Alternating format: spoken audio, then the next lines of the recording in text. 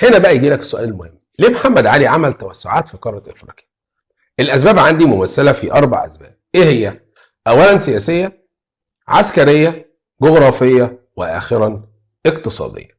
اولا الاسباب السياسية، قال لك ان هو عايز يوسع حدود دولته، زائد ان هو يكون امبراطورية عظيمة. تاني سبب عندي وهو القضاء على المماليك اللي فروا من مصر الى السودان. طب ليه هو كان عايز يقضي على المماليك اللي هم راحوا وهربوا الى السودان؟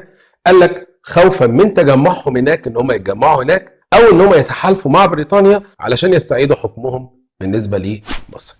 اما بقى الاهداف العسكريه، قال لك لتامين حدود الجنوبيه لمصر. قال لك اولا لتسهيل الدفاع عن مصر ضد اي عدوان. 2 تجنيد السودانيين اللي هم كانوا مشهورين بالقوه والشجاعه. اما بقى الاهداف الجغرافيه، وهي استكشاف منابع نهر النيل والمناطق الاستوائيه. اخرا بقى الاهداف الاقتصاديه، اللي هي استثمار الموارد الاقتصاديه اللي موجوده في السودان، زي ايه؟ زي الذهب، زي العاج، زي الصمغ العربي اللي احنا واخدينهم في الترم الاولاني. تعال بقى